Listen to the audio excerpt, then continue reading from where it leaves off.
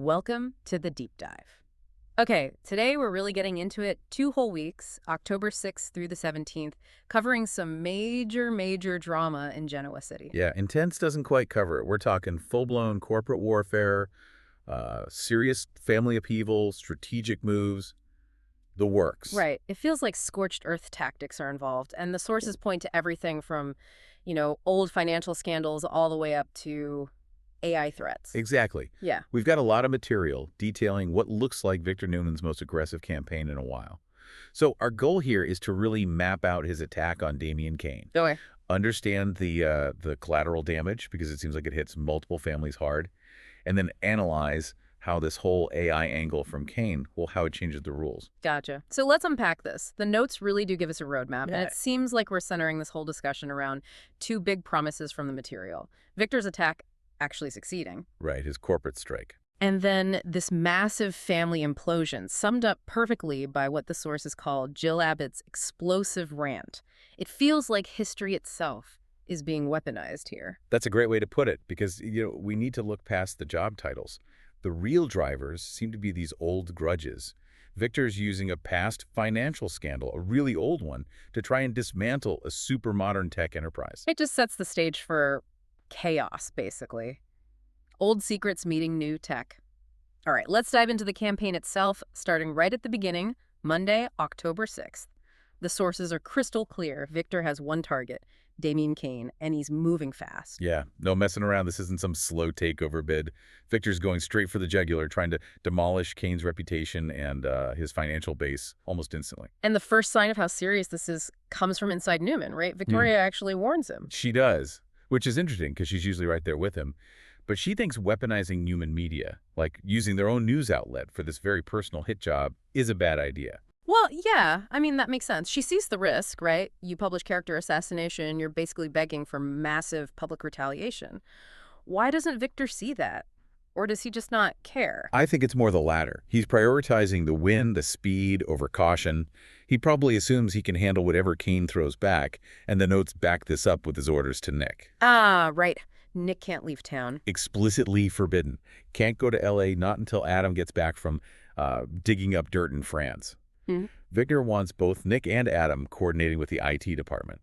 Okay, wait. Nick and Adam, coordinating with IT, I get needing security, but why the family executives? They're not exactly cybersecurity experts, are they? Well, that's where it gets kind of, well, Victor-esque. The sources say the whole point of this IT coordination is for the family, the executives, to be on high alert for Kane's potential AI attack. Seriously. He's forcing his sons to personally stand guard, essentially. It shows just how dangerous Victor thinks this AI threat is.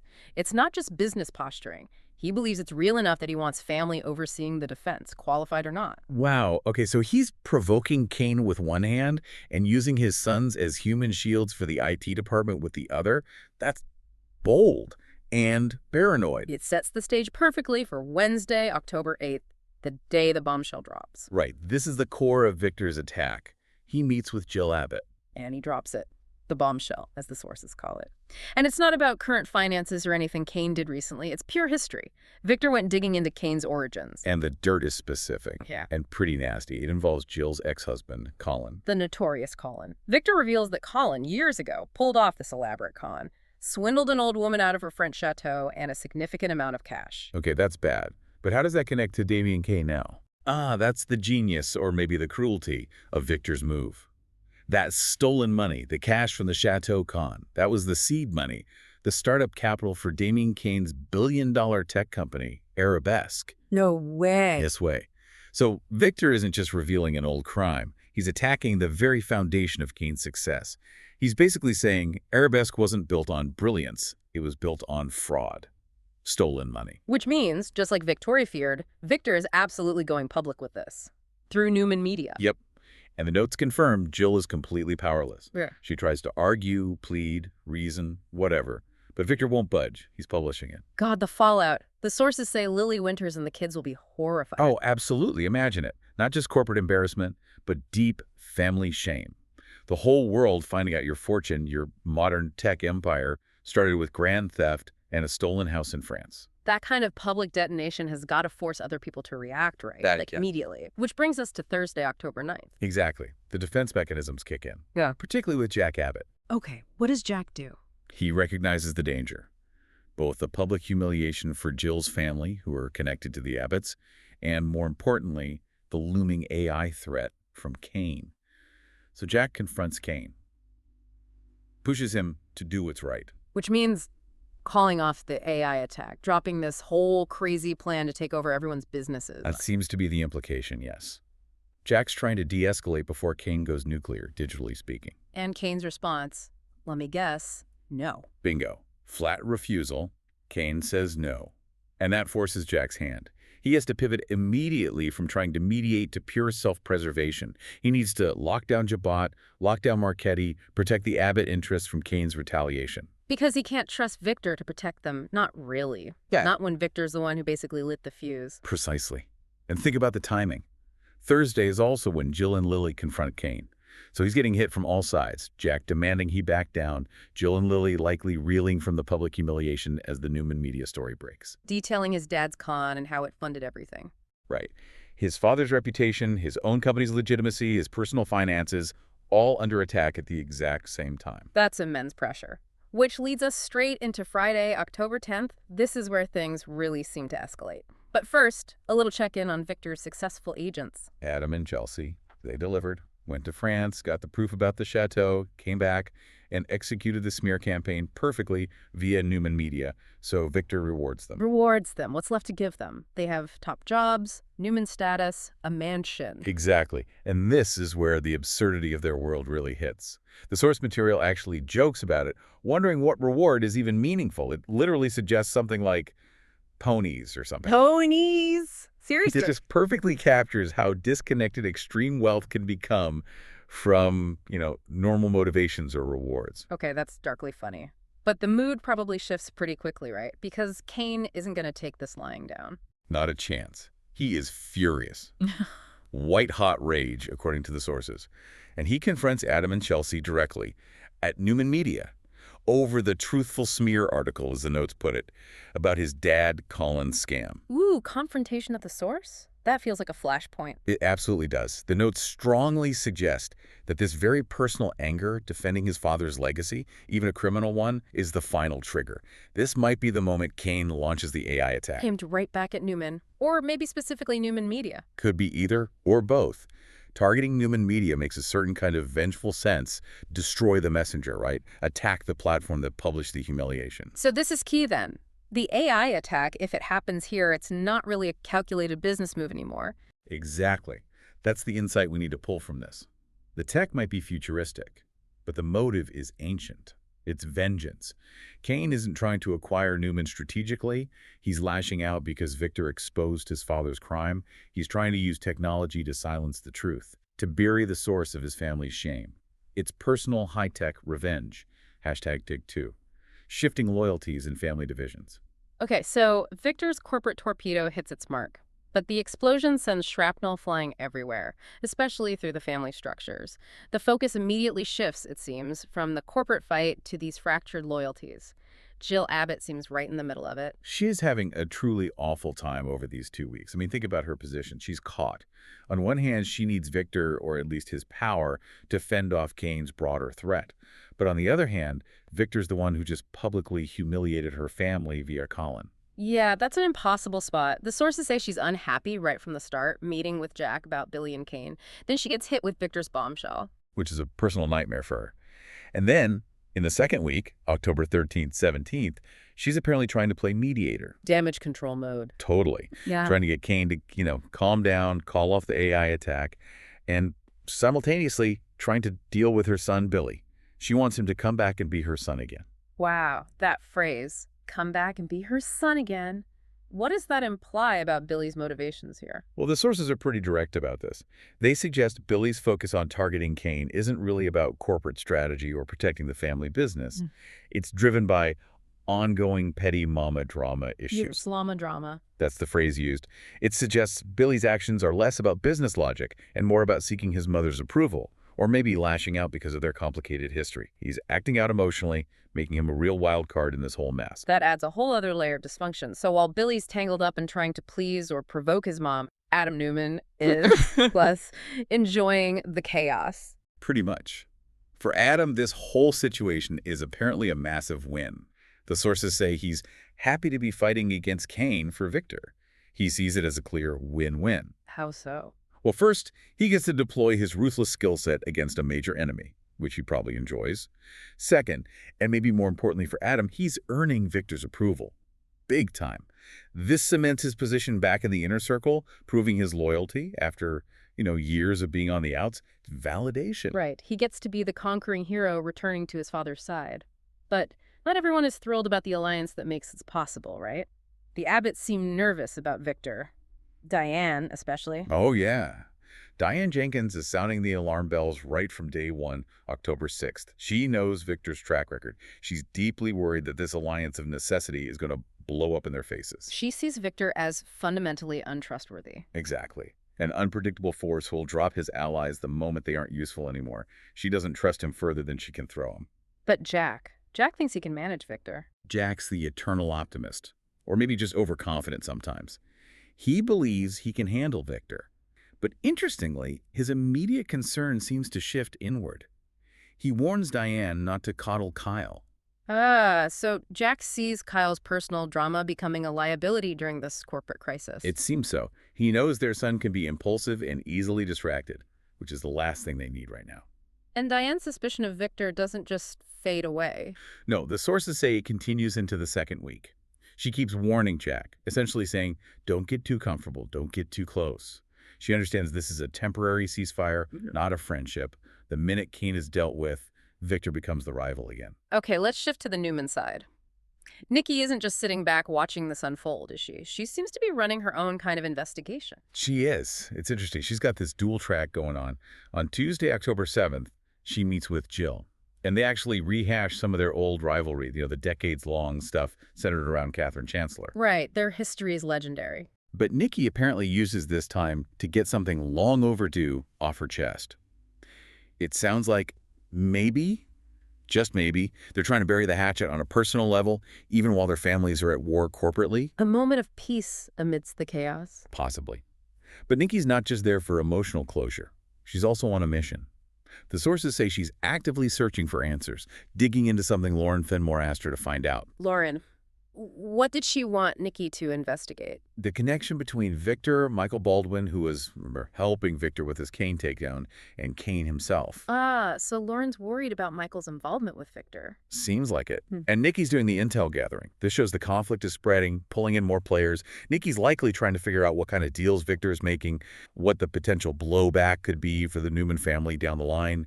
She's like the internal risk manager here. #ChackThee3. Subplots, investigations, and personal crises. Okay, while the corporate giants are clashing, it seems like the next generation is just making things worse with their personal lives. This LA connection sounds like a complete mess waiting to happen. Oh, it's shaping up to be textbook Genoa City personal drama. It centers around Kyle Abbott and his spectacular inability to listen to anyone. He decides, seemingly out of nowhere, that he's going to LA to win back Claire Grace Newman. During a massive corporate crisis involving an AI attack. Seriously. Seriously. The sources don't mince words. They call it the worst idea ever. He's ignoring the danger at home, ignoring his father's warning about making mistakes, and just chasing an emotional whim. Meanwhile, Audra Charles isn't doing much better, it sounds like. No, Audra's hit a low point too. She turns up at Crimson Lights trying to project confidence, saying she's flying solo. Yeah. But she conveniently leaves out the part where Nate Hastings just dumped her. So she's putting on a brave face while she's actually hurting. Exactly. And what does Audra do when she's hurting? She makes someone else miserable. In this case, Kyle. How does she mess with him? She immediately starts taunting him. First, she drops the news that Holden Novak is already romancing Claire in L.A., just twisting the knife, suggesting Kyle's already lost her. Ouch. But then she goes for the real gut punch. She reminds Kyle that he never told Claire about their near hookup in France. Ah, the secret. Right. And Audra uses it imply that Kyle still wants her, that there's still something between them. She's playing on his guilt, keeping that toxic connection alive. This sounds incredibly messy. Two people at low points using each other for emotional manipulation. It's classic. Kyle's chasing a fantasy in LA to avoid his reality, and Audra's using Kyle's attraction to her as a shield against her own rejection. The sources are clear this continues into the second week.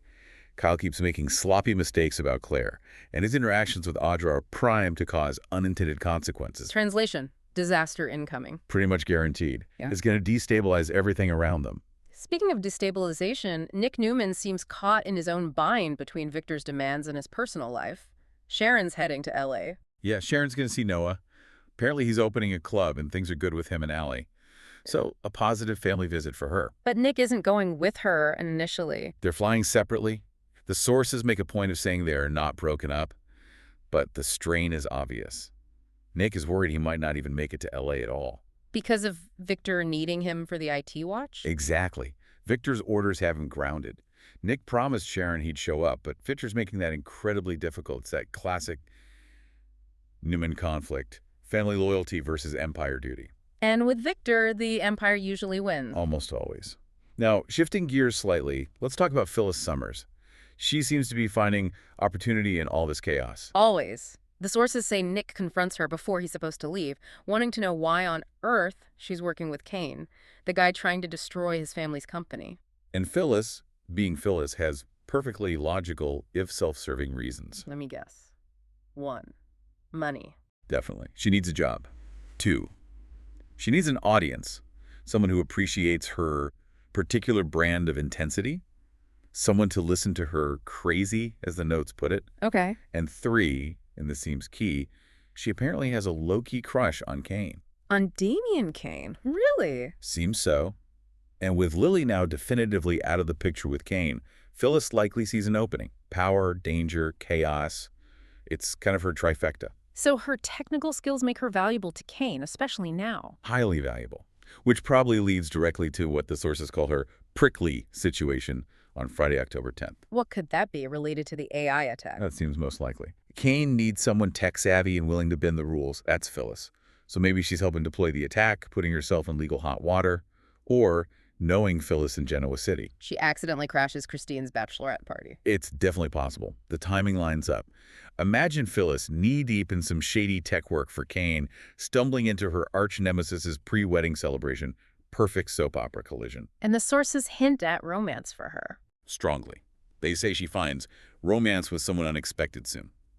Given the context working for Kane, the crush, the shared chaotic energy, it points very strongly towards Kane. A new villain power couple. Genoa City needs one. Could be. But now we need to turn to something much heavier. A subplot that involves real danger, legal and physical. That's the investigation to Mariah's situation. Right, this happened off-screen.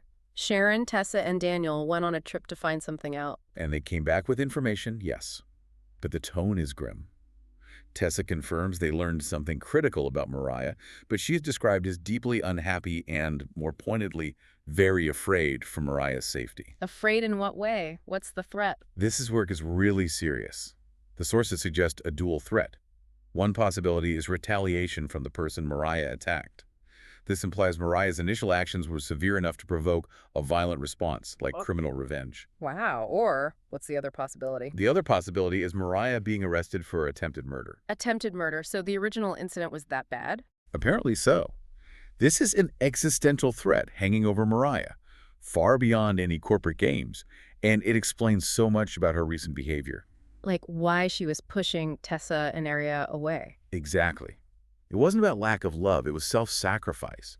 She was trying to shield them, knowing this massive legal or physical danger was coming her way, protecting them by keeping her distance. That's heartbreaking. And the impact on her marriage with Tessa. The sources say it's putting their marriage to the test. I mean, how could it not? Your partner is facing prison or violence, forcing a physical separation from you and your child. Yeah. It challenges the very core of their commitment. It's incredibly high stakes on a deeply personal level. Definitely puts the corporate drama in perspective. Before we move to the climax, there is a brief mention of wedding bells. Yes, a little bit of light, maybe. Christine and Danny Romolotti's wedding is apparently set for November sweeps. Okay, something to look forward to. But there's pre-wedding action happening now. On Friday, October 10th, yeah. Michael Baldwin and Christine have a chat. They discuss Lauren being upset about Michael helping Victor around. There's that collateral damage again, and, of course, the final wedding plans. And naturally, there are bachelor and bachelorette parties. Take an unexpected turn on the exact same day Phyllis lands in her prickly situation. The collision seems inevitable. Almost certainly involving Phyllis somehow.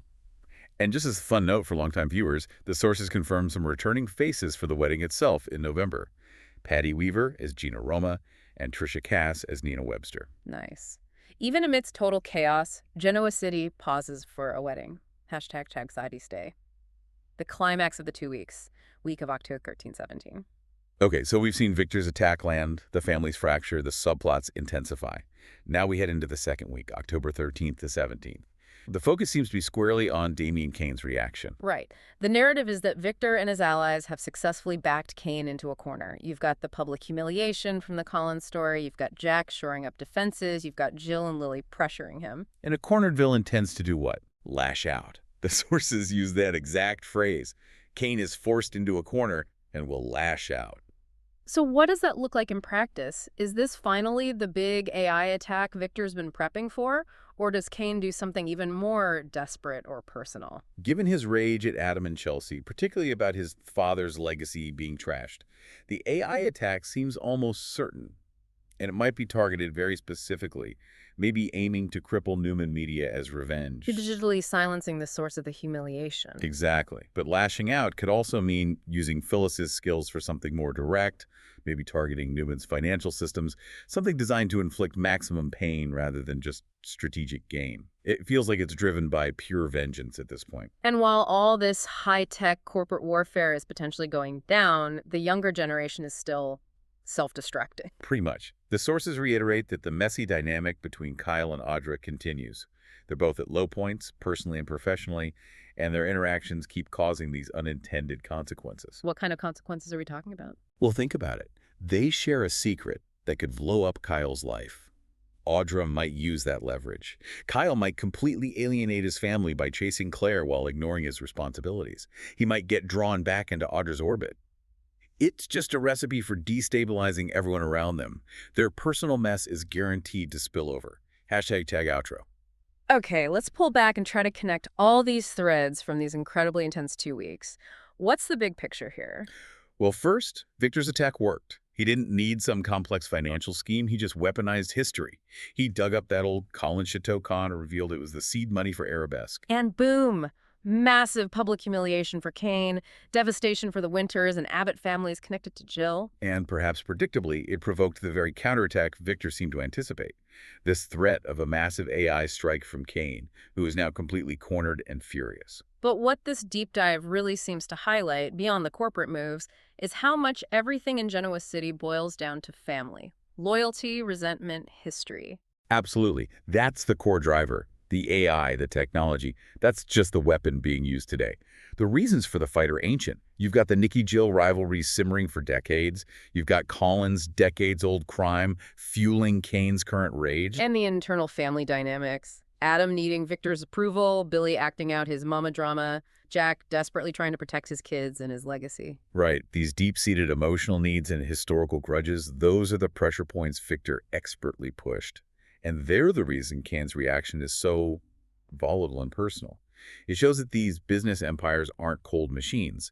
They're extensions of messy, complicated family histories. Which leads us perfectly into our final provocative thought for you, the listener, to chew on after all this. When you have a tech empire like Arabesque, built, as Victor revealed, entirely on the proceeds of a financial con, a swindle, is the AI counterattack by the heir, Damien Kane, really just corporate warfare? Or is it something deeper? Is it actually an act of sophisticated, high-tech personal vengeance? An attempt to digitally destroy the people who exposed the ugly truth about his father's legacy? And on a completely different but equally critical level, Mariah is facing the possibility of attempted murder charges or violent revenge. With that kind of life-altering crisis forcing her to keep her distance, will this ultimate test save her marriage to Tessa by proving their resilience? Or will the fear and separation ultimately break them apart? Really heavy questions to consider. That brings us to the end of this deep dive. Thanks for joining us. We'll catch you on the next deep dive into the source material.